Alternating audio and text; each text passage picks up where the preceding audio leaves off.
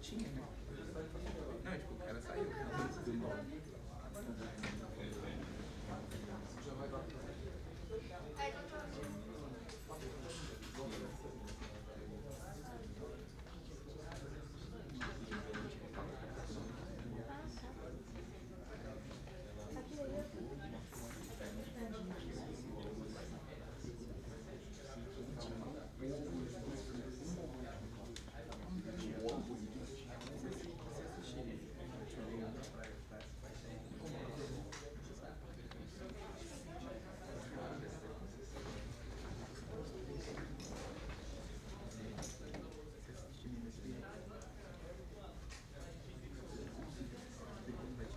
Acho que a gente pode começar, né? Basicamente eu já tinha falado sobre esse assunto em novembro passado, né? Só como foi no final do semestre, tínhamos poucas pessoas aqui, né? E aí tinha prova, então o pessoal, muitos não puderam ver porque essa final de semestre, todo mundo estudando, complicado, então aí me pediram para repetir novamente aí no final do ano. Eu falei, vou fazer de novo no começo do ano, deixa começar as aulas, um pouco antes de começar as provas eu falo um pouco sobre isso aqui. Esse tema que eu tinha proposto ano passado, que na realidade é apenas ideias, né, que surgem e que vocês têm contato basicamente todo dia com algum desses temas, né? Eu escolhi alguns temas assim que estão sempre na mídia, sendo vinculados constantemente, né? Inteligência artificial, internet das coisas, computação quântica. Então, são temas que cada vez mais você percebe que isso começa a fazer parte do seu dia a dia. Além de fazer parte do seu dia a dia, essas novas ideias, elas vão fazer com que o nosso jeito de encarar o mundo daqui para frente, ou mesmo de trabalho, vai mudar. Por quê?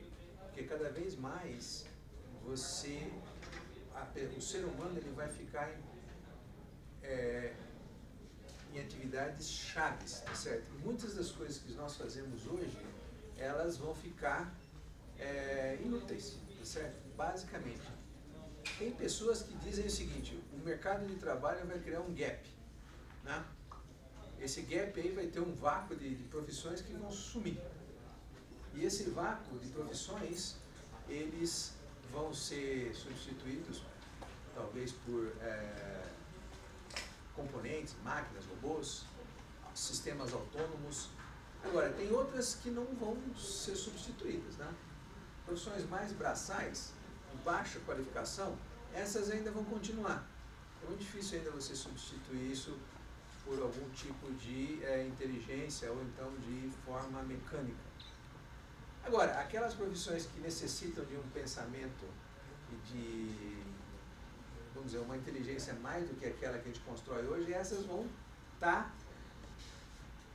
vão crescer cada vez mais, certo? Então, desenvolvedores desses sistemas, pessoas que dão manutenção nesses sistemas, são cada vez mais profissões que vão estar relacionadas e vão estar disponíveis no mercado. Agora, aquelas profissões de nível básico, né? Caixa de supermercado, essa é uma profissão que já está acabando e vai acabar, né? Motorista, carro, Uber, caminhão, isso vai acabar também. Então eu fiz, antes de começar a falar com vocês aqui, eu fiz alguns, vamos ver se o vídeo estava um pouco demora para carregar aqui, ó. Essa é uma das coisas que eu falei para vocês, ó. São filmes da Amazon, né? Você pode entrar dentro da loja, catar o que você quer e ir embora. Se você for percebendo nos termos aí, depois eu paro e falo. Não tem nada, né? Não tem caixa, não tem... A pessoa pega e vai embora. Então, a Amazon é uma grande empresa que era uma empresa de venda, tornou-se agora uma empresa de tecnologia. Então ela é uma tecnologia que faz com que essa empresa cresça cada vez mais. E está entrando dentro de mercados cada vez mais diferentes, né? De loja, uma loja autônoma praticamente, né?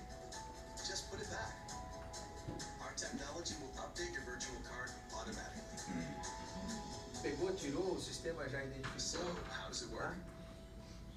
We used computer vision, deep learning algorithms, and sensor fusion, much like you'd find in self-driving cars. We call it Just Walk Out technology. Vocês viram o sistema? Once you've got Reconhecimento everything you want, you can de just imagem, go. inteligência When you artificial, leave, our Just Walk Out inteligência de technology máquina, né? Machine learning, and charges your Amazon account. tudo isso Your receipt is sent ligado, straight ou to the seja, a app. pessoa já sai com os produtos lá, automaticamente já cai Amazon Go. na conta dele pago no Lines, celular. no checkout. Né? No. Então, Seriously. essas coisas, como é que é possível isso? Né? Como é que o sistema identifica que você pegou um produto? Isso já é possível, tá certo? Além de que hoje reconhecimento facial no Brasil é uma coisa ainda quase está começando ainda, mas em outros países do mundo, né? Por exemplo na China, né? Praticamente toda a população da China hoje já está dentro da base do sistema, ou seja, a pessoa entrou em algum lugar já se sabe quem é. Então, por exemplo, se você entra aqui na biblioteca, tem uma câmera com reconhecimento facial aqui, a tal pessoa entrou na biblioteca a tal hora. Né? Então, isso vai cada vez mais fazer parte das nossas vidas, tá certo? Pode ser tanto para o bem quanto para o mal. Né? Para o bem, isso aí pode se reconhecer, como já foi, acho que foi preso uma pessoa em Salvador, que foi reconhecido por uma câmera, né? Com reconhecimento facial, ela estava sendo procurada, foi pega lá, né? Automaticamente isso. Então a polícia, por exemplo, ela não vai precisar mais parar o carro para identificar se o carro é roubado ou se o carro está sem licença. Né? Cada carro da polícia vai ter câmeras, né? E essas câmeras vão reconhecer a placa e automaticamente vai avisar o policial: esse carro aqui está ilegal, pare. Então o que acontece? Hoje o policial para num lugar para fazer uma amostragem, aí todo mundo lá no seu celular, no Waze, fala assim: polícia em tal lugar. Então todo mundo não vai passar por lá, certo? Então, tanto que o policial ele fica aí mais ou menos 10, 15 minutos só, aí depois ele muda, porque depois disso todo mundo já sabe que ninguém mais passa por lá. Então daqui ele não vai precisar mais, o carro de polícia vai ter as câmeras que vão fazer isso. Então são coisas que estão no nosso dia a dia e você vai cada vez mais ficando... Essa é uma outra, vamos ver se ela entra, né? Esse é um outro filme que eu mostro também. Né? Isso é uma coisa que... Direção autônoma, né? Então você vê, né? Isso é uma propaganda óbvia da Mercedes na Alemanha, né? Todos os carros aí são Mercedes. Esse é o novo, é o caminhoneiro do futuro, né? Se dizer, né? Então indicou que tem um veículo, vai estar lá só tranquilo, né? Dá até tédio, né? Talvez ele devia ficar lendo alguma coisa aí, né? Mas aí que se cansou, virou, pegou a direção, automaticamente na hora que ele coloca a mão na direção, o sistema deixa ele comandar. Isso já existe, né? Avião ele é autônomo praticamente, tá certo? Agora, o carro, né, ele tem que ter, como é que esse caminhão ele consegue fazer tudo isso? Ele tem sensores, né? Sensores de posição, câmeras, ele tem o GPS, tudo isso conectado através de uma rede, né? Então ali vai aparecer um caminhão do bombeiro, né? Então automaticamente vai aparecer lá para ele um veículo de emergência. Então o caminhão, na hora que aparece um veículo de emergência, ele já sabe que o caminhão tem que deixar livre, olha lá, ele vai desviar, deixar livre, olha lá. Abrir um pouco a linha, né? Isso aí é só uma demonstração, né? Tem poucos carros aí, poucos caminhões, mas o que acontece? Quando você tem um veículo de emergência, todo mundo tem que abrir caminho para o veículo passar, porque ele tem prioridade. O caminhão autônomo foi o primeiro que fez, porque ele já identificou isso, já foi processado dentro do seu algoritmo e ele passou tranquilamente. Todo mundo andando na mesma velocidade. Você imagina o dia que você for pegar um ônibus, por exemplo, em São Paulo, aí você não vai ter aquele motorista estressado que vai ficar brecando para derrubar todo mundo lá dentro, então aquele ônibus gentil que para sem uma aceleração brusca, São coisas, não que... E aí, o que vai acontecer com o motorista? Esse motorista aí vai ficar dentro daquele vácuo de coisas que não vão ser mais necessárias, tá certo? A Uber investe muito dinheiro nisso, tá certo? Não só a Uber, mas outras empresas que investem nisso. Então daqui a um dia você vai pedir um Uber e vai chegar o Uber lá e não o motorista, né? Isso é bom ou é ruim? Isso é só o futuro que vai nos dizer, tá certo? Então são coisas que permeiam. Tudo isso é aquilo que eu falei, tem que ter sensores, tem que ter processamento, tem que ter transmissão de dados, e depois a gente vai entrar como que tudo isso é possível, tá certo? Como é possível tudo isso? Acho que já deu isso aqui. Vou passar para o outro.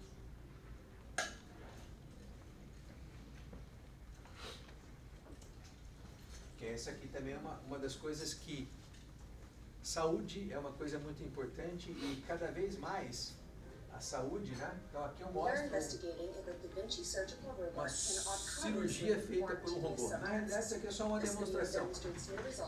Um robô, um braço mecânico ligado ao sistema de observação e imagem, ele foi ensinado a cortar esse pedacinho vermelho. Ou seja, então o que ele faz? Ele pinça, uma das mãos pinça e a outra faz a excisão.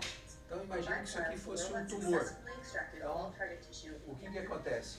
O sistema computacional vai lá e identifica onde está esse tecido anormal, vai lá e faz a cirurgia. Com uma precisão incrível, tá certo? Como que tudo isso foi feito? Essa máquina foi ensinada a fazer isso, ela foi ensinada a reconhecer esse padrão e a partir desse reconhecimento ele consegue fazer essa manipulação. Certo? Isso é uma inteligência artificial? De certa forma é. Ele teria que aprender com os próprios erros, tá certo? Então, por exemplo, aqui ó, tá cortando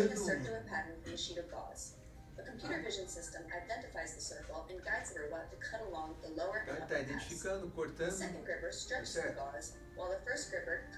Junto com esse procedimento, o que acontece? O robô, ele deveria, a partir desse procedimento, ele deveria aprender com isso. É o jeito que a gente faz. A gente faz um procedimento, se cometemos algum erro, o que acontece? A gente sabe que no outro procedimento eu não vou cometer aquele outro erro novamente. Então, quer dizer, por exemplo, você, ó, ele também erra, né? Não consegue cortar. Então, olha lá, cortou o lugar errado, né? Então ele não pode fazer isso numa cirurgia, né? Se ele cortar o lugar errado, ele pode cortar alguma coisa aqui. O que acontece? Tá certo? Esse tipo ainda de inteligência é um tipo bem avançado, ou seja, você ensina a máquina e depois a máquina tem que aprender, tá certo? A partir de conhecimento agregado, ou seja, ela tem que ser de uma certa forma, vamos dizer assim, ter um tipo de inteligência que, vamos dizer assim, não beira a humana. Depois eu vou explicar qual seria a diferença. Esse John McCarthy é um dos idealizadores, um dos pensadores que pensou na inteligência artificial, né? Ciência e engenharia de fazer máquinas inteligentes, especialmente programas de computador inteligentes, tá certo? A inteligência artificial é uma maneira de fazer um computador, um robô controlado por um computador ou um software, pensar de maneira inteligente. Ou seja, ele tem que, a partir do conhecimento que ele adquire, no próximo procedimento ele tem que fazer coisas que ele não tinha sido programado. Ou ele tinha que ser programado para aprender isso, né? Da mesma forma como os seres humanos, eles pensam. Nós, seres humanos, a gente tem uma coisa que é o conhecimento adquirido. Esse conhecimento adquirido dá ao ser humano uma característica que é extremamente, acho, talvez, no meu pensamento, como que a gente pode fazer com que uma máquina tenha o que a gente sabe que é o feeling. O que é o feeling? É uma palavra em inglês, né? Mas todo mundo sabe, né? Depois. Eu acho. Eu acho. Quando você fala eu acho, é porque você já viveu isso aí, já acumulou conhecimento prévio, e aí você automaticamente acha que aquilo tem que ser daquela forma, né? Esse é o grande desafio. Como fazer com que máquinas tenham alguma coisa como o nosso feeling. Tem certas pessoas, tem certos pensadores que acham que isso aí é uma coisa que ainda está muito longe de se acontecer. A inteligência artificial, né? De você, por exemplo, dirigir um caminhão, controlar máquinas de tal forma, fazer com que ela pode agregar conhecimento, mas esse feeling é uma coisa que demora anos para você conseguir. Anos, ou seja, um ser humano para ter uma certa experiência, né? Naquela atividade que ele faz, só vai adquirir isso depois de muito tempo, tá certo?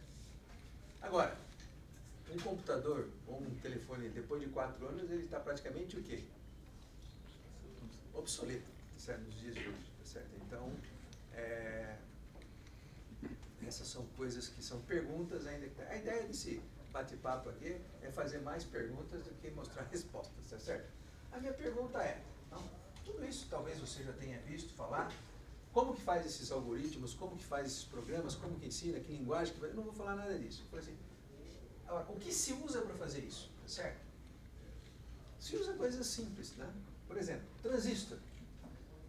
Todo sistema eletrônico que faz processamento ou transmissão de informação, inteligência artificial é processamento. Internet das coisas, você tem transmissão de dados ou via Wi-Fi, ou via cabo, ou via qualquer coisa, isso tem que ter processamento também.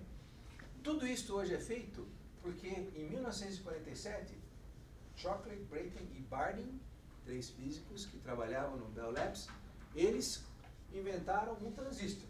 Esse é o primeiro transistor. Tá? Ganharam o prêmio Nobel com esse transistor aqui feito de pedra galena, né? Um material bem rudimentar, mas na época ele foi um grande avanço, porque toda a parte de comunicação que era feita antigamente, era feita utilizando-se elementos a vácuo, né? A famosa válvula. Ou seja, para você fazer alguma coisa, você tinha que ter válvula. Pergunta talvez para o seu avô, né? A televisão dele, ele devia ter uma televisão antiga, né? Da década de 70, que era a válvula. Então você ligava a televisão e demorava, né, 2, 3 minutos para a válvula esquentar, emitir elétrons e aí depois amplificar o sinal. Né?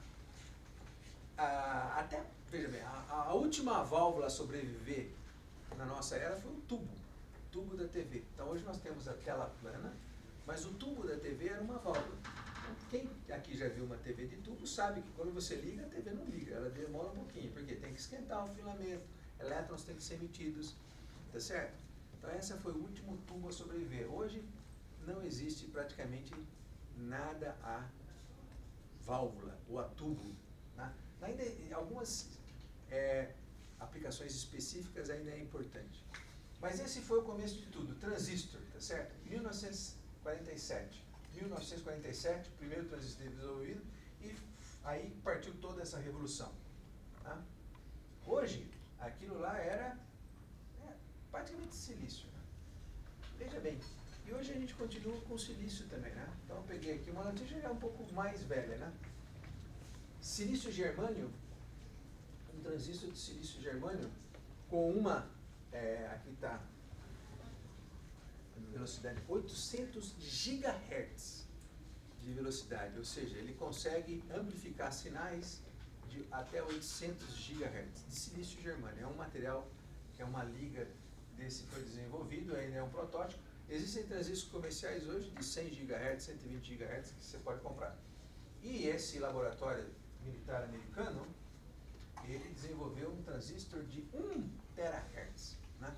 Com outro tipo de material que é o fosfeto de índio. Vejam, a minha ideia é passar para vocês assim, eu quero fazer inteligência artificial, eu quero fazer a internet das coisas. Não adianta você quer fazer, mas tem que ter o meio físico, o hardware, né? Como é que se faz isso? Quais materiais são utilizados, tá certo? Dentro do seu telefone celular, qual que é a frequência do transistor que opera lá dentro? Então, tudo isso são desenvolvimentos tecnológicos que partiram daquela ideia do transistor, do Shockley, do Brayton e do Bardeen, certo? Acima de 1 THz, você pode ter sinais, pode. Só que transmitir dados na atmosfera é muito difícil, porque já chega nessa faixa de frequência em que as moléculas começam a absorver. Tá certo? Então, quero um dia chegar na internet 200G, sei lá quantas gerações. É possível? Não. Do jeito que a gente conhece hoje, não. Pode ser que alguém consiga melhorar isso. Aí você pode perguntar, mas eu consigo fazer coisas mais rápidas ainda? É possível. Materiais como grafeno, né, são novos materiais bidimensionais e você consegue fazer isso. Mas o bom e velho silício, né, areia, ainda é aquilo que move o nosso mundo. Tá certo? Outra coisa muito importante no desenvolvimento de tudo que a gente tem hoje foi o desenvolvimento da eletrônica planar.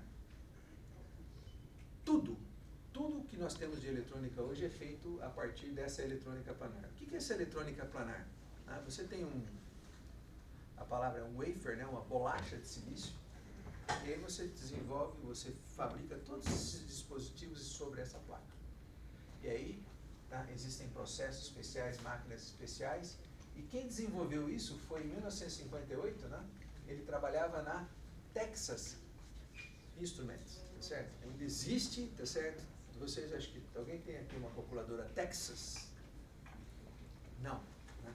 Mas na década de 70, Texas era coqueluche, né? Todo mundo queria ter uma calculadora Texas.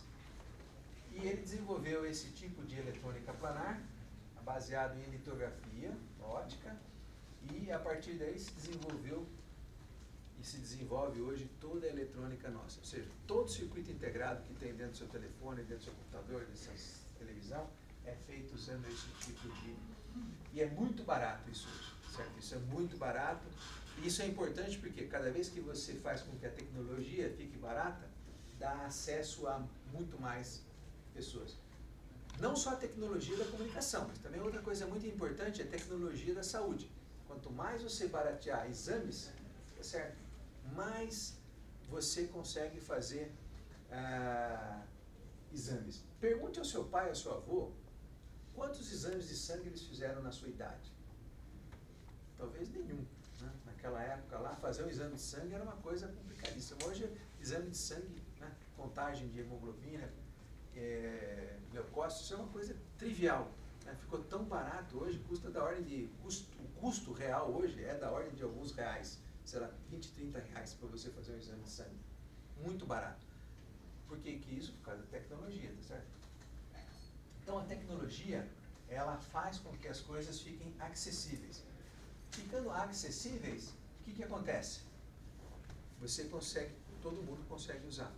Não só aquela classe. Então aqui, ó, indústria 4.0, talvez vocês já viram falar nesse termo. Indústria primeira a vapor, depois a linha de montagem, microeletrônica, né? E aí depois tem os sistemas cyber, né? Os sistemas pensantes, né? Que seria a indústria de quarta geração, automatização e assim, machine learning, coisas desse tipo.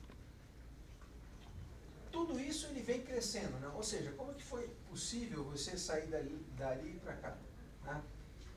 Essa terceira aqui, que é a microeletrônica, ela nasceu a partir de 1954, vejam, justamente depois do transistor, junto com o desenvolvimento da eletrônica planar.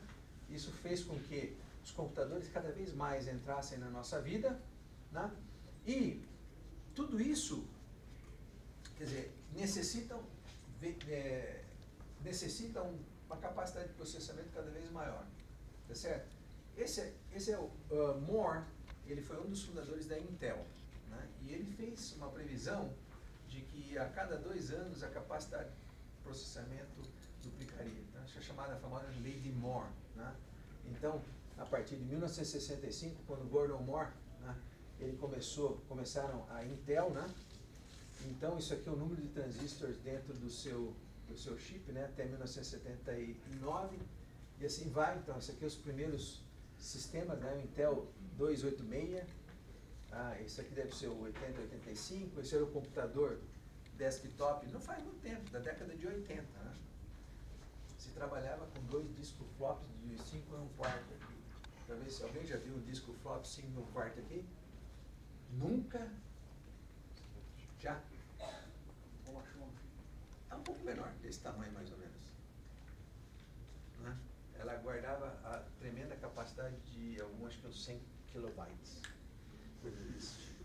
Quando acessava, né? Quando dava erro, não carregava nada. E aí, continuando a lei de Moore aqui, você vê que isso vem subindo, subindo e não para. Né? Então, isso aqui é uma coisa que vai parar onde? Né? Aqui está 2015. A gente chega hoje, lembra, daquele 80, 88, a gente tem o Intel Core i5, depois a gente tem aqui o Core i7, os Xeons de última geração e assim vai. Tá certo? Outra coisa aqui saudosa, né? Eu falei pro Rui que ele ia lembrar disso, né, Rui? Acho que a gente já teve um celular desse tipo aqui, né? Não, Motorola. Era desse tipo aqui. Não faz muito tempo, não. Na década de 90, o seu aparelho celular Motorola, última geração, né? Pesava acho que quase 1 quilo, acho que um pouco menos, 300, 400 gramas. Né? A bateria durava 2 horas, tá certo? Sinal analógico, e era o que de mais moderno se tinha. Então, nem se comparar ao que você tem hoje na sua mão. Né? Com acesso à internet rápida, as coisas desse tipo. Então você vê como que essas coisas evoluíram. Né? Desde isso aqui é o primeiro celular da década. Se você pegar aqueles filmes, tinham umas seriados americanos da década de 70, 80, Texas, alguma coisa assim, você vai ver o pessoal com esse telefone desse tamanho aqui, se comunicar, né? Tentem achar isso aí, vocês vão ver como que era, isso aí era o top do top, o estado da arte da telefonia celular. E aí, a partir de 2007, né, com a revolução que o Steve Jobs fez com a ideia do iPhone, tá certo? O Steve Jobs, a ideia, tudo que tinha no iPhone já tinha por aí. A ideia dele foi pegar tudo que se tinha por aí e colocar num só aparelho, né? Touchscreen, tá certo? Software amigável, e assim vai. Né? Tudo no telefone celular. Então foi a grande sacada que ele teve com o lançamento do iPhone. Tá certo? Como que tudo isso é possível, né? Como é que você faz tudo isso, processar tanto sinal, transmitir tanto sinal? Tudo daquela ideia de 1947 do transistor. Aquela ideia do transistor, ela foi fazendo o quê? Ela foi se aperfeiçoando, né? Mas a ideia, a física é a mesma, tá certo? Elétrons são amplificados a partir de sinais elétricos, tá certo? Eletrônicos. 2007, aquele transistor de 1947, ele tinha o tamanho mais ou menos de uma moeda. Já, 47, 50, 60, 70, 80, 90, 60 anos depois, o transistor comercial tinha o tamanho de 45 nanômetros, tá certo? Que é esse aqui. Esse aqui é um chip chamado de die na indústria eletrônica. Já 2009, esse tamanho, depois eu vou explicar o que é esse tamanho, né, o tamanho de gate. 2009, 32 nanômetros. 2011, 22 nanômetros. 2013, 14 nanômetros. Hoje a gente está mais ou menos 7 nanômetros. É possível, 7 nanômetros são 70 angstroms. 70 angstroms é praticamente, né, se você fizer umas contas lá, o comprimento de onda de de Broglie de uma partícula como um elétron. Ou seja, é possível você diminuir mais e mais esse tamanho? Então a forma planar é possível, né? Você pode chegar até, por exemplo, fazer um transistor com 1 nanômetro de gate, que é um transistor. Você tem o grafeno, mas a forma enrolada do grafeno é chamado de um nanotubo de carbono. Esse nanotubo de carbono tem 1 nanômetro de diâmetro. Tá? E até o grafeno, que é um átomo de espessura. Mas a indústria eletrônica, ela vou mostrar aqui como que é feito isso. Deixa eu ver da Intel. Isso aqui é areia. A areia, ela é purificada, vira silício. O silício, ele é feito um cristal único, através de um método de crescimento. Aí, máquinas cortam isso aí e formam essas bolachas. Né? Isso aqui é o chamado de wafer. Aí se vem todo o processo de fabricação, deposição de um resiste. Aqui é uma máscara para ultravioleta que faz todo o desenho sobre a placa. Isso é tudo automático. Tá? Aí os chips aqui são inspecionados. Isso é tudo máquina que faz reconhecimento de padrões. Aí são depositadas impurezas, metais, para fazer os contatos, para fazer os canais, tá certo? Então esse é um elemento de transistor lá, tá certo? E esse na realidade é uma nova geração, esse aí é o chamado TIMFET, que é o transistor em 3D, tá certo? Que é a nova tecnologia. Ou seja, você começou a... Você não tem mais espaço no plano, então você faz plano e em 3 dimensões, tá certo? E aí vai colocando camadas em cima de metal e a coisa assim vai. E aí você consegue fazer um empacotamento maior, ou seja, usando aquela tecnologia desenvolvida pelo Cube, né?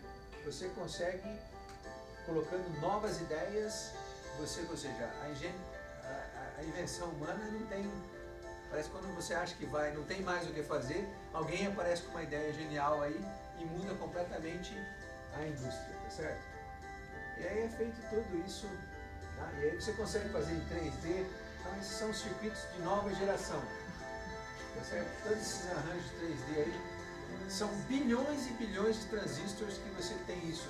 E esses transistores, essas memórias, né? Isso aqui é o chamado, isso é um die, né? Aí tem uma... Isso aqui é feito mecanicamente mesmo. Aí, isso aqui é o seu chipzinho daí, então, tá? É colocado dentro do seu processador. Literalmente desse tamanho. Tá? Não precisa mais que isso. E aí colocado dentro do seu computador.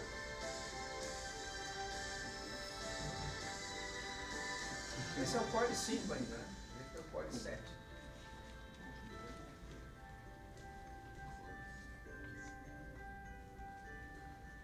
Esse é todo o processo, desde o silício, purificação da areia, até a fabricação do cristal único.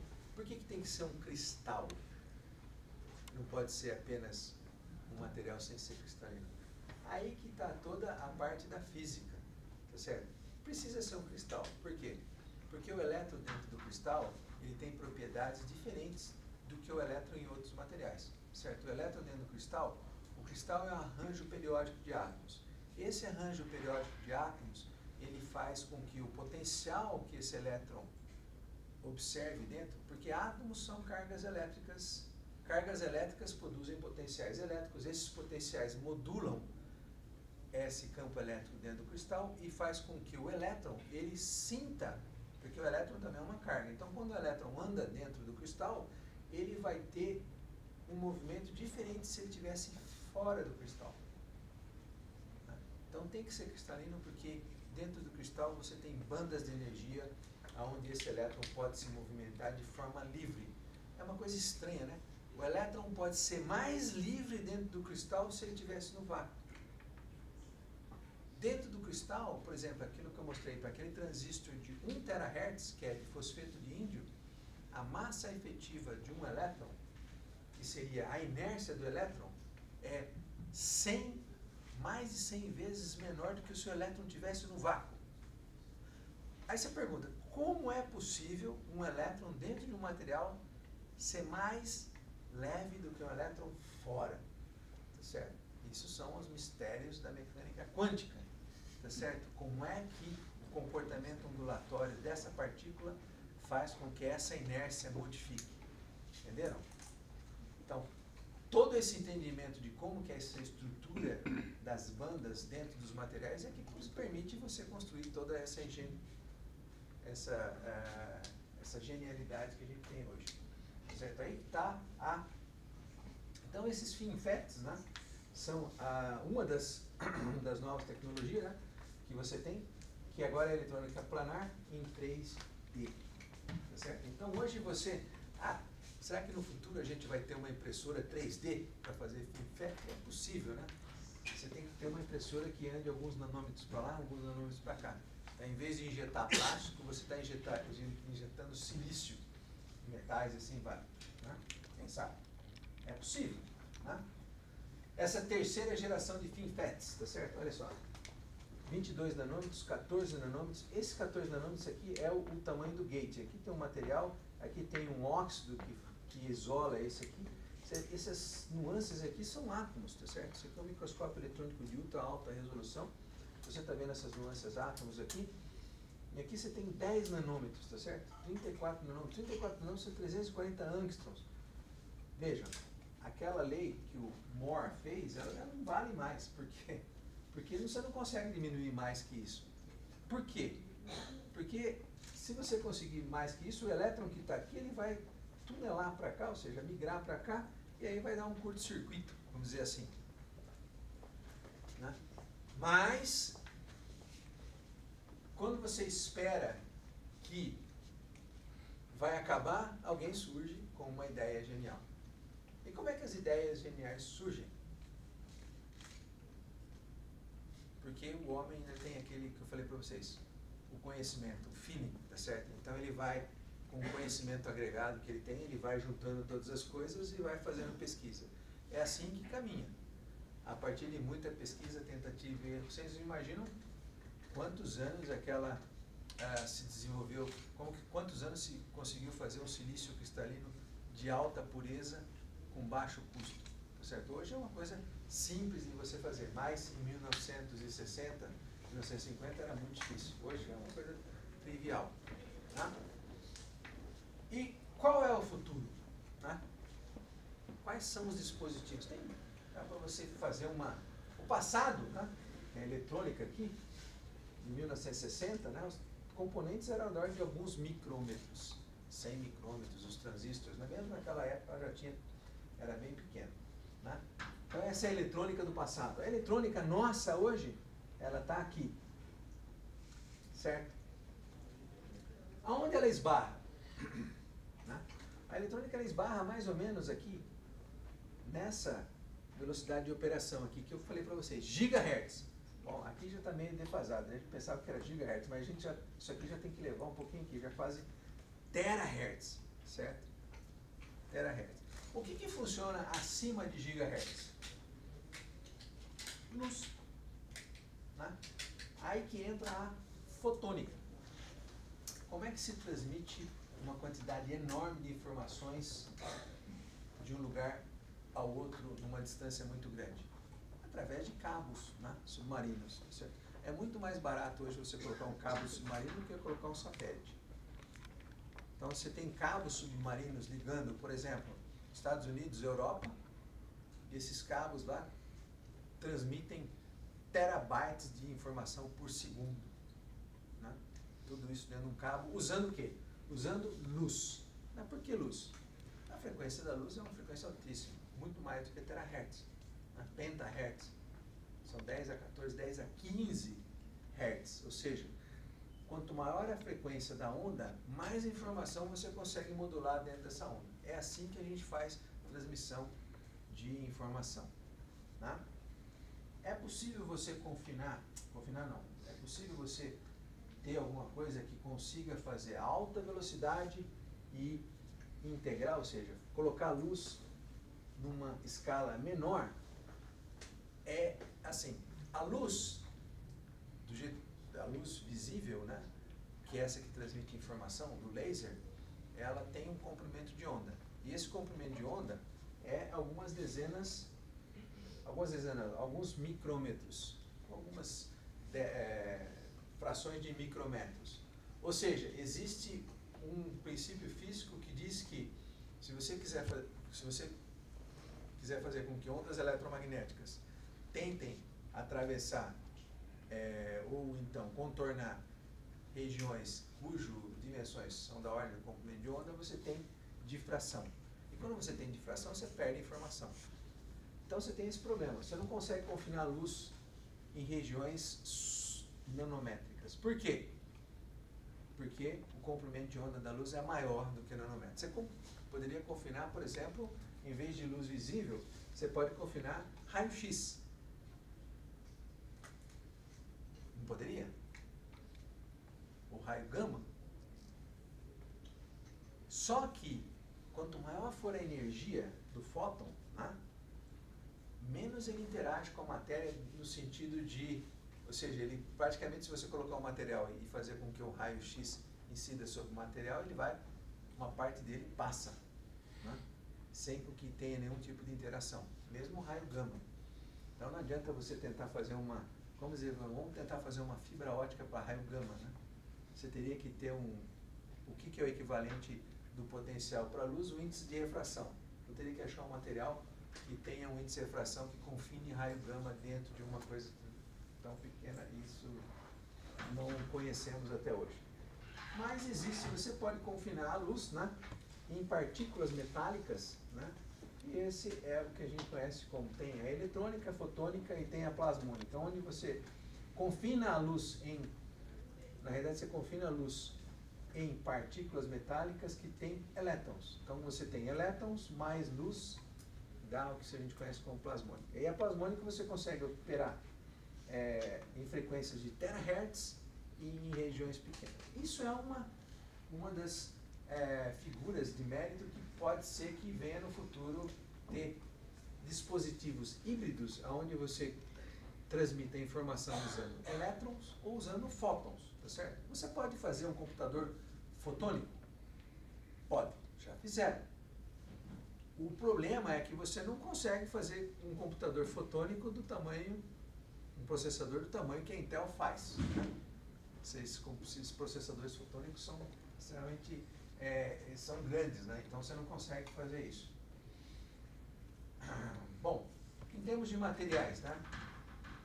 Aí é uma evolução clara, né? Então você tem metal semicondutor, depois tem metal semicondutor óxido. Ou seja, você tem, lembra aqui aquela eletrônica do passado, metal semicondutor. Então, a purificação do semicondutor foi uma coisa importante. Então, essa conjunção entre metal semicondutor óxido é uma coisa muito importante também, porque todo transistor tem uma isolação, aquilo que eu falei para vocês. A isolação é um óxido. Esses transistores, os transistores até 45 nanômetros, até 45 nanômetros, eles usavam óxido de silício. Abaixo disso, o óxido de silício não funciona mais. Tem que ser um material cuja constante de elétrica seja muito maior.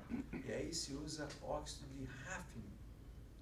Por isso que a pesquisa em materiais é muito importante, porque se não tivesse alguém que descobrisse que o hafnio tinha uma constante de elétrica muito alta, ou seja, ela consegue isolar campos elétricos altíssimos, você não conseguiria fazer os processadores hoje com 10 nanômetros ou menos, certo? Para você fazer óxidos, né? Fibras óticas são feitas com óxidos, e aí você tem, nessa faixa aqui, você tem esses chamados metamateriais. Né? Isso aí, qualquer dia eu posso falar para vocês o que são esses metamateriais. Mas, vejam, isso tudo aqui é genialidade humana, ou seja, se saiu da areia, depois misturou areia com metal óxido, depois pegou tudo isso e fez um negócio chamado metamaterial, ou seja, a genialidade humana não tem, aparentemente não tem fim, né? Então, cada hora alguém aparece com uma ideia genial. Mas é assim que tem que caminhar, ou seja, essas ideias, às vezes a ideia é tão doida, mas depois de um certo tempo eu faço, não, isso aí tem alguma... E assim vai, né? A ideia é ter coisas acima de terahertz. Né? Alguém sabe aqui a banda do seu 4G, qual que é hoje? Qual que é a frequência de transmissão do seu 4G? No Brasil temos 4G. Deve ter 5G daqui a uns 2 anos, não é? Espero, né? Ninguém sabe? 1 GHz, basicamente. No Brasil, o 5G é uma banda que vai funcionar em 5 GHz. Sabe quanto que é o 5G na Europa? 30 GHz. No Japão, o 5G vai operar numa banda de 60 GHz. Na verdade, já opera em alguns lugares do Japão. 60 GHz de comunicação móvel vai ser uma coisa que você nem imagina o que você vai poder fazer no seu telefone celular. Ou se chamar isso de celular, sei lá o que pode ser isso aí. pode ser um tablet, né? Tudo isso ligado na sua mão com uma velocidade altíssima de transmissão de informação de dados, tá certo? Então, por exemplo, você pode, talvez, né, ter um aparelho que faça uma tomografia, o cara está tendo algum problema de saúde, tá certo? O próprio SAMU vai ter lá, vamos dizer assim, o próprio SAMU vai ter lá um aparelho que transmite velocidade, uma imagem real do que está acontecendo com o paciente, nem chegou no hospital, o médico já sabe todo o procedimento que ele vai ter que fazer lá. Na verdade, hoje já se sabe isso, mas você imagina isso poder acontecer? Isso é possível? Isso vai ser possível, tá certo? Vai ser possível e vocês vão viver tudo isso. Tá? Então a pessoa já está tendo um ataque cardíaco, já se faz uma ultrassonografia, já manda a imagem para o hospital, o médico já sabe tudo que tem que fazer, ele já avisa. Tá? Então são coisas que vão acontecer. Tudo isso vai ser permitido por essa alta transmissão de informação. Isso é chamado de internet das coisas? De certa forma é. Né? Internet das coisas, ou seja, daqui a pouco a sua bicicleta. Né? Aqui a gente não tem problema que não tem muita bicicleta. Né? Mas às vezes você fala assim, puxa, onde é que eu coloquei minha bicicleta? É possível? Onde que eu botei minha bicicleta? Entro aqui no aplicativo, minha bicicleta está lá. Né? Você já sabe, né? Bom, quem mora em São Paulo aqui já sabe, as bicicletas lá já tem GPS, né? Elas funcionam com internet? Sim ou não? Sim, elas têm. Mas as bicicletas, elas só precisam mandar a informação da posição delas. Elas têm um GPS embarcado dentro daquele circuito lá. Ela manda essa informação com uma rede, não precisa ser 4G, pode ser 3G, 2G, porque ela só precisa mandar um pulso de informação a cada tantos segundos ou minutos, aonde que ela está. E na hora que eu chego com o meu aplicativo lá, eu destravo a bicicleta, já cai na minha conta lá, quanto tempo eu fiquei com a bicicleta destravada, e na hora que eu parar a bicicleta, fechar a bicicleta, tá certo? O que acontece? Vai o próprio sistema manda uma informação aonde é que a bicicleta está. E aí a companhia sabe onde é que essa bicicleta está. Já viram isso ou não? Todo mundo já viu isso? Aqui ainda na Europa isso é uma febre, né? Estados Unidos, Europa, né? Tem essas bicicletas, assim, você anda por todo lugar, tem bicicleta ali, tem algumas regras, né? Que o pessoal nem segue. Não pode deixar na calçada, aonde você vai passar, mas o pessoal deixa a bicicleta lá e vai embora. Eu cheguei lá, tem a bicicleta livre, cato a bicicleta e vou embora. E trancar a bicicleta e entra na conta bancária. Se você não trancar a sua bicicleta, fica correndo na conta. Fica correndo lá, certo? Você tem que travar a bicicleta.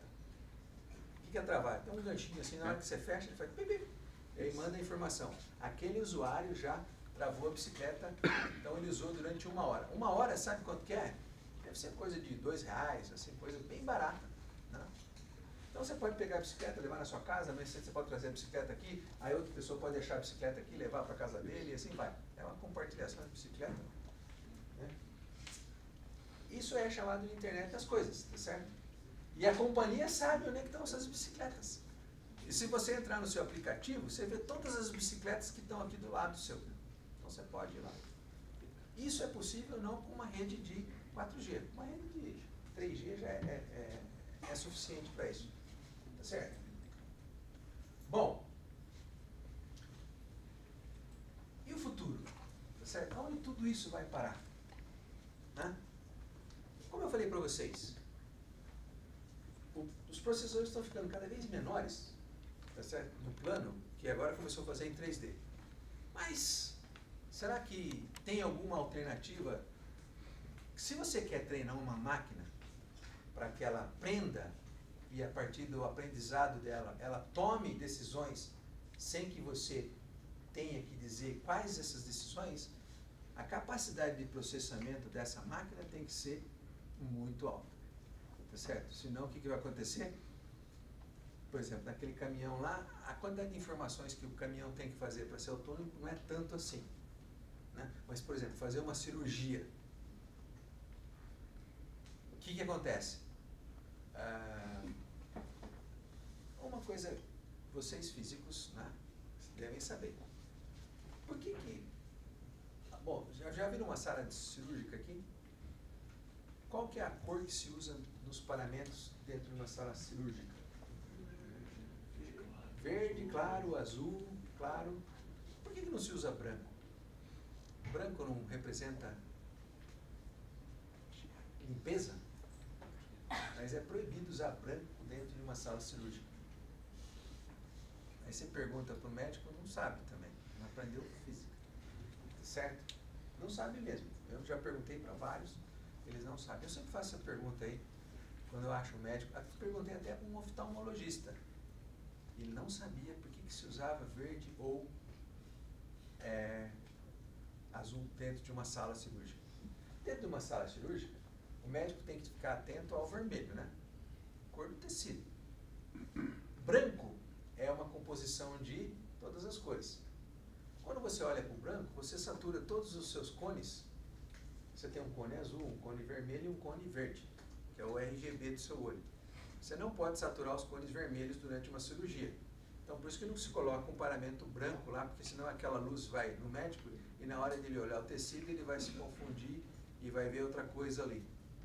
Certo? Então, é por isso que se usa azul e azul claro, um ciano, né? E um verde também, piscina, meio para não saturar o cone vermelho. Né? Coisa simples, mas que, né, nem médico sabe. Certo? Então, você imagina se esse médico não estudar, tá? O Google vai ser mais preciso no diagnóstico que o médico. Então, médicos que se cuidem. Certo? É verdade. O que é o médico? O médico é uma grande base de dados, certo? Quando você se você tiver febre, dor de cabeça, coriza, aí o médico vai falar que você está com virose ou gripe, certo? E ele está certo, 99% das vezes ele vai acertar. Como ele não quer ter nenhum tipo de problema, aí ele, eu estou com uma infecção bacteriana. Aí te dá um antibiótico cujo espectro de ação é muito amplo, aí mata tudo, as bactérias boas, as ruins, tudo que tem dentro do seu corpo, mas você não vai morrer. Barato. E aí ele vai ficar satisfeito. Aí você vai falar assim, puxa, que médico bom, mano. Ele me receitou um negócio, 3 dias depois eu estava excelente, né? É óbvio, aquele antibiótico, né? Ele tem um espectro, ou seja, mata tudo que tem dentro de você, até as bactérias boas. Só a sua flora intestinal foi para o ralo, literalmente. Certo? Vai demorar alguns dias para a sua flora intestinal. Talvez se você tenha uma indisposição, mas volta rápido. Uma máquina também não pode fazer isso? Pode. Então, se você ensinar a máquina, colocar lá 50 milhões de diagnósticos, tá certo? Aí, se você falar para a máquina, eu tenho isso, aí fizer um exame e mostrar os dados desse exame, a máquina vai acertar também e vai te dar um antibiótico talvez melhor do que o médico, porque talvez ela saiba até qual é a bactéria que tem dentro do seu corpo. Tá certo? Então, já falei isso para médicos. Se cuidem, e eles falam assim, não, isso nunca vai acontecer. Tá certo? Não sei. Só o futuro dirá. Tá certo? Eu sempre faço essa brincadeira também com médicos, né? Ou, com química eu não vou fazer, vai que tem algum químico aqui, né? Não. Mas, quantos médicos, quantos físicos foram prêmios Nobel de Medicina? Alguns. Não tem nenhum médico que foi prêmio Nobel de Física. Certo? Para químico também vale, né? Existem vários físicos que foram prêmios Nobel de Química, mas no universo só um, né? A Marie Curie, que era química e foi prêmio Nobel de Física, né? Posso ter algum erro aí, mas se eu for um erro, é 1 ou 2 só, tá? Não são muitos, mas muitos prêmios Nobel de Química eram físicos. Físico é uma profissão assim que ele, vamos dizer assim, ele quer fazer tudo, tá? E geralmente se dá bem fazendo tudo, né? Inclusive medicina, né? Para terror dos médicos, tá certo?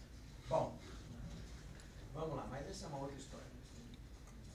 Onde isso vai parar? Informação quântica, né? Processamento quântico. Vocês estão constantemente recebendo esse tipo de informação. O que é computação quântica?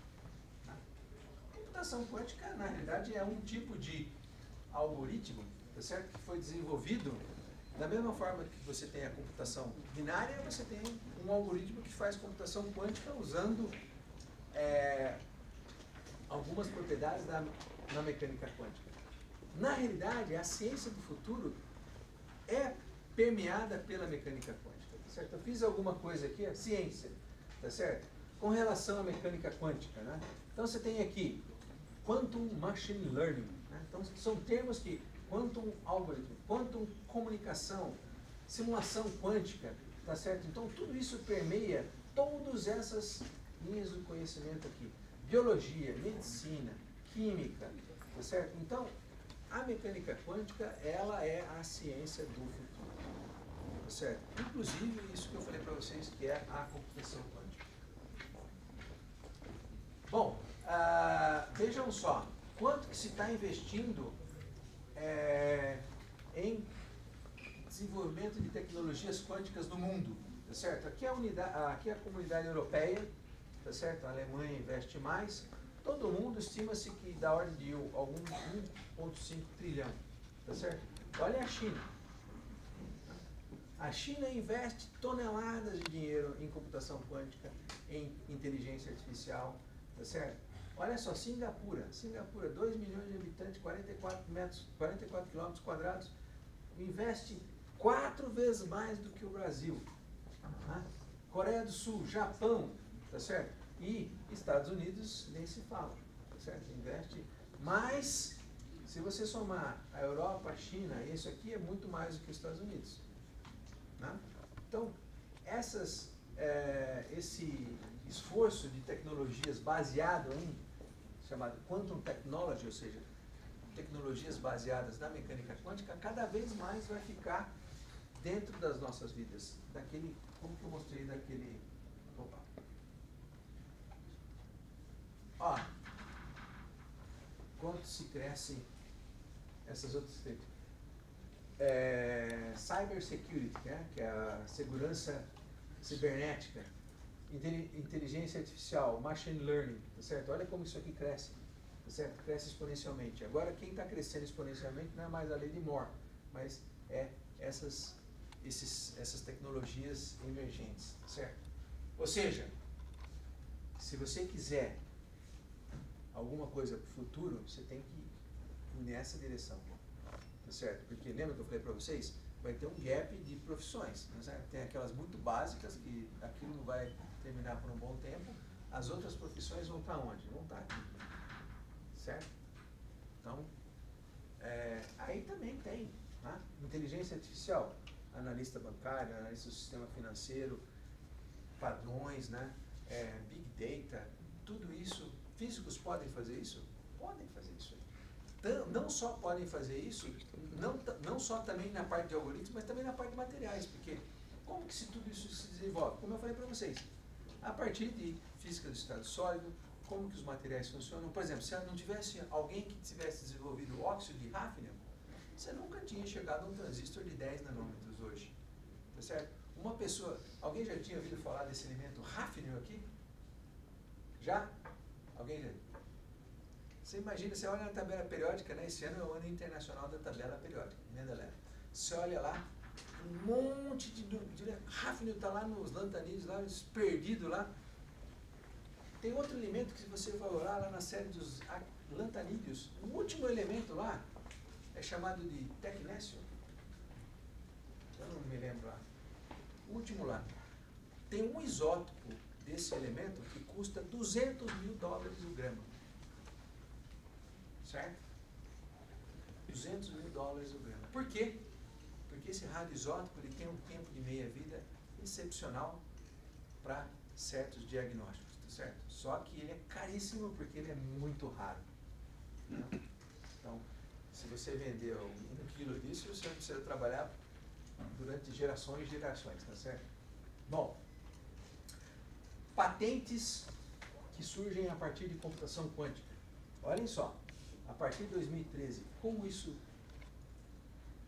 aumenta, né? E o que é um computador quântico, né? O que é um sensor quântico? O que é? Um sensor ou um computador quântico nada mais é do que usar um princípio básico da mecânica quântica, né?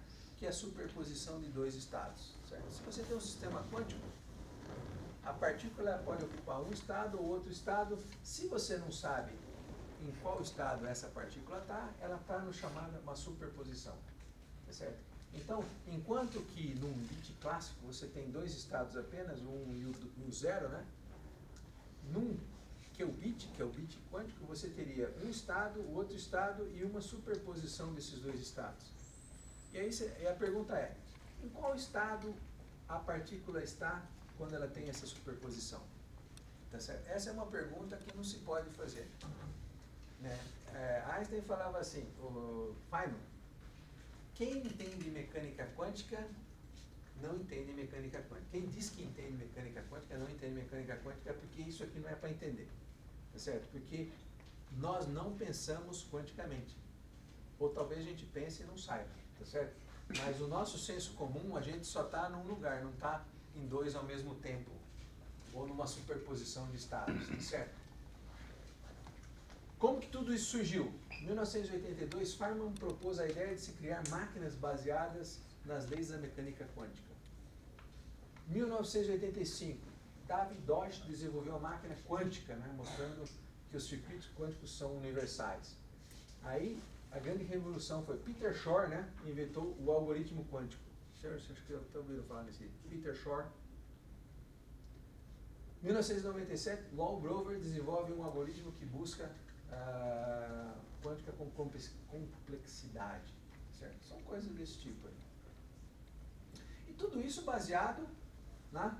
O que é um qubit? Qubit pode ser um átomo, né? Você tem um estado zero aqui, você joga luz numa dada frequência, esse aqui passa para um outro estado, e aí depois ele pode voltar, ou ele pode ficar numa superposição, decair, emitir um fóton novamente, e assim vai, tá certo? Ou ficar nessa superposição de estados durante um certo tempo. Aí tudo isso depois, não vou entrar em detalhes sobre isso, mas isso aí se fala coerência quântica, são termos que começam a aparecer, tá certo? O que é a realidade da computação quântica hoje? A realidade da computação quântica hoje, né, existem computadores quânticos, pode-se comprar um computador quântico hoje, e todos esses computadores eles são baseados nessa junção Josephson. Né? O que é uma junção Josephson? São dois supercondutores separados por um óxido, tá certo? E aí, você tem de um lado o chamado Parry-Cooper, e esse Parry-Cooper é uma partícula quântica, ele é descrito por uma função de onda. Essa função de onda, ela pode tunelar nessa barreira, de um lado para o outro, e aí, a partir disso, você consegue montar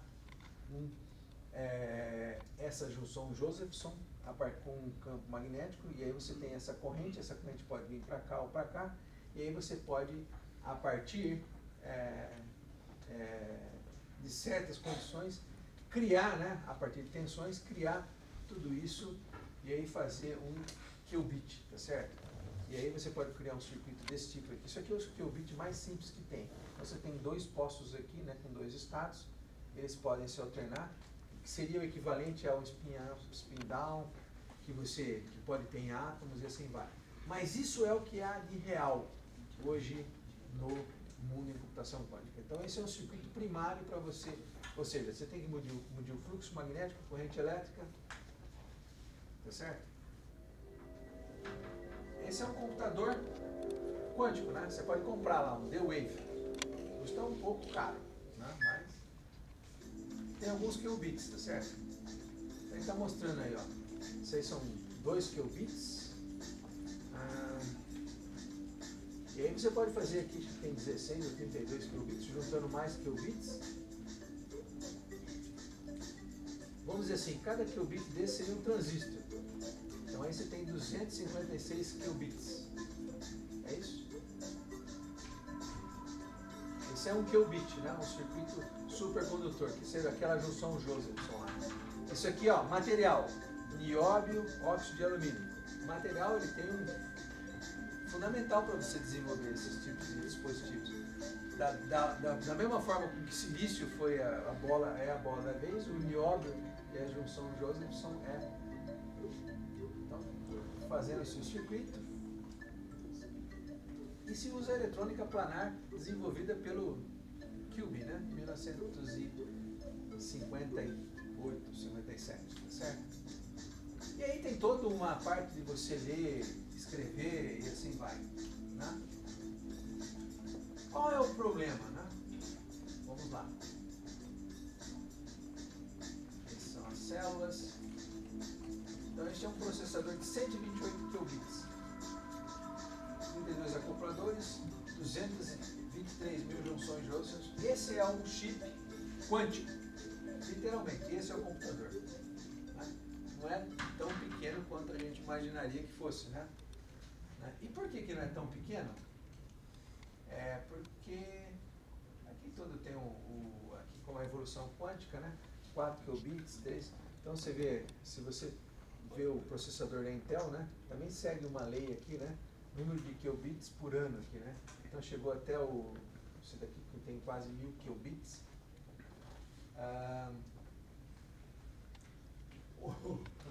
Esse é o computador. Qual que é o problema? O problema é que essa junção Joseph só funciona se você tiver uma temperatura da ordem de alguns milikelvins, tá certo? Como é que você consegue esfriar?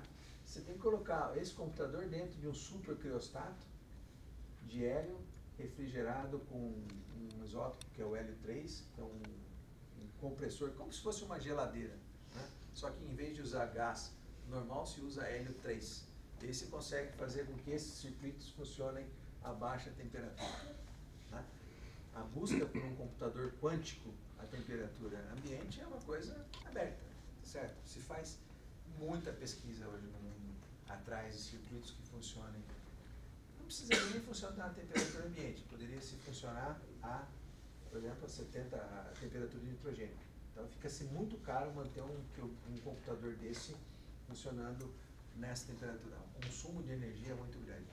É como se a gente tivesse voltado para o passado. Né? Os primeiros computadores a válvula gastavam muita energia, porque eles esquentavam. Agora, esses computadores quânticos, a gente tem que gastar muita energia para deixar eles frios. Né? Então, parece que a história sempre dá a volta e chega ao mesmo ponto. Tá bem? Bom, e olhem só, o criostato, né? 50 Kelvin, 4 Kelvin, 1 Kelvin, 100 milikelvin, 15 milikelvin, né? Então, o processador fica aqui embaixo. E todos esses circuitos aqui são radiofrequência, né? Você faz a leitura e a escrita dentro desses circuitos aí, dos circuitos do processador, a partir dessa... E assim vai, tá certo? Uma outra forma, né? Você pode fazer também, por exemplo, átomos artificiais, chamados de pontos quânticos. Você pode fazer também. Cada ponto quântico desse aqui é 1 qubit. Tá certo? Nesse caso aqui, se você conseguisse fazer um circuito nesses pontos quânticos, que é ligar todos eles com conexões, cada um desses é um átomo artificial. Você tem estados, aí você poderia criar uma superposição de estados dentro desses átomos aqui. Né? Então aqui tem um átomo. Você pode fazer computação quântica com átomo? Pode, certo? O Prêmio Nobel de 2012, o David Wineland, né? Ele ganhou o Prêmio Nobel porque ele fez uma forma de você aprisionar átomos únicos, né? E aí você conseguia fazer computação quântica à temperatura ambiente. Né? Na realidade não foram átomos, são íons, né? Então ele conseguiu aprisionar 1, 2, 3, 4 íons e aí fazia um qubit. Qual que é o problema? Tudo tem um problema, né?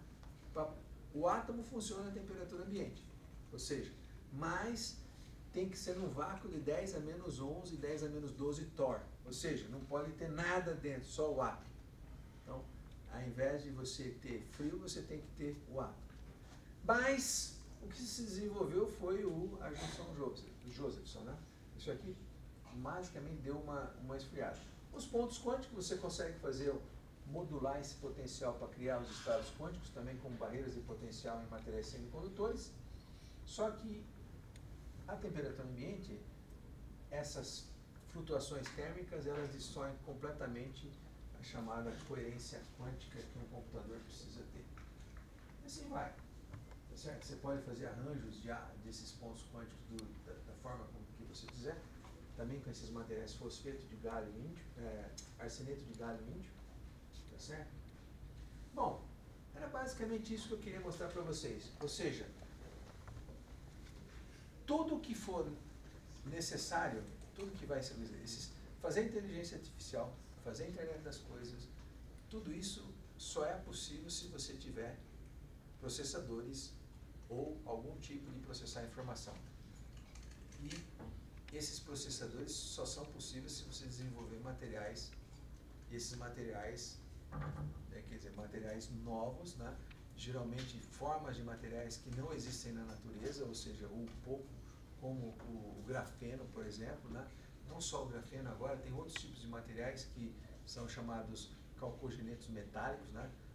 Sulfeto de molibdênio também é um material bidimensional promissor para fazer dispositivos no futuro, que funciona a temperatura ambiente, e tem uma infinidade de coisas sendo passadas. Você vê quanto que o mundo está gastando de dinheiro fazendo isso, é porque isso é importante, certo? E você tem que ir para essa área, ou seja, não precisa ir na área de materiais, mas você vai ter que se adaptar nessa linha aí, né? Não vai querer ser motorista de caminhão, porque não vai ter mais. Motorista de Uber, nem nas horas vagas você vai poder ser mais, porque não vai ter mais.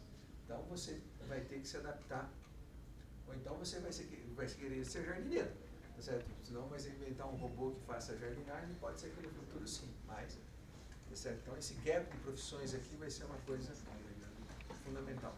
Mas a física tem muito a contribuir com isso, e não só a física também, a ciência dos materiais e de processos, ou seja, aí você, o que é ciência, o que é engenharia, tudo isso se mistura, tá certo? Dentro desses laboratórios de pesquisa. E aí, outra coisa também muito importante no futuro, né? Saúde. Né? Então, todas essas técnicas aí de computação, de imagem, tudo isso tem uma aplicação em saúde violenta. Sensores quânticos para detectar. Por exemplo, como é que você detecta uma molécula?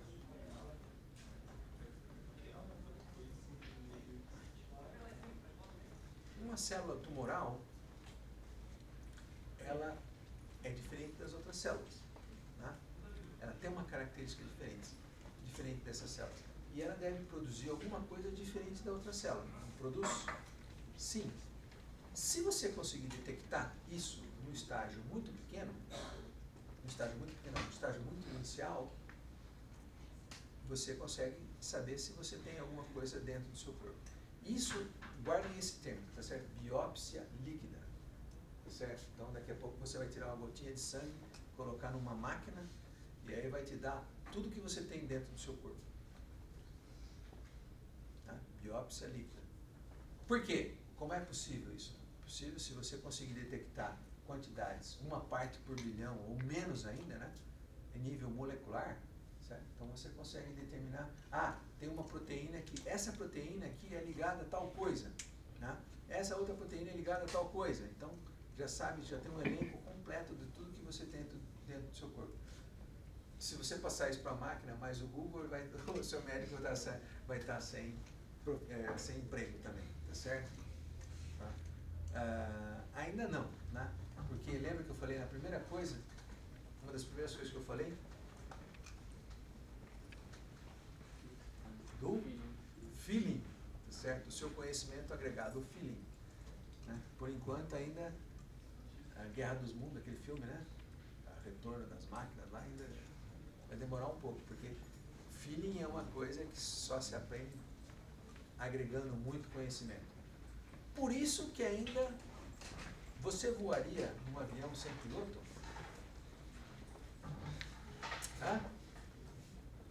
Você voaria? Para que serve um piloto do avião? Ele serve para ficar lá olhando se está tudo funcionando bem, tá certo? Porque o avião voa sozinho. Mas é bom ainda ter uma pessoa que tem uma inteligência boa lá dentro, para ver se aquele não estava... Por exemplo, a inteligência artificial da Boeing não foi tão boa assim, tá certo? Fizeram um software lá que uma informação errada de um sensor pode ter sido a causa da queda de 2 aviões. Tá certo? O sensor mandou uma informação, o software interpretou isso errado, e aí os pilotos também acho que não sabiam como desligar aquilo, né?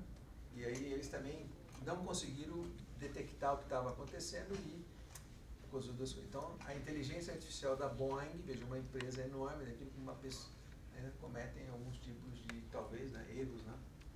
não só do software, mas do sensor, né? A gente tinha um sensor lá que mandava uma informação errada para o software, e o software, ele vai fazer o quê? Ele vai fazer o que está programado, tá certo? Mesmo com a informação errada.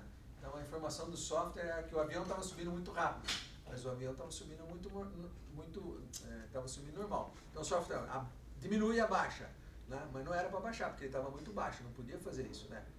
E aí o piloto, não, vamos subir, e o software abaixa, o piloto sobe e abaixa, e aí o software ganhou, então não conseguiram desligar isso. E o sensor sempre dando coisas erradas. Então, a inteligência artificial ainda tem que ser, e o feeling tem que ser o quê? Ainda é do ser humano, certo? Então era isso que eu queria passar para vocês. Obrigado pela sua atenção e sucesso aí para vocês, certo?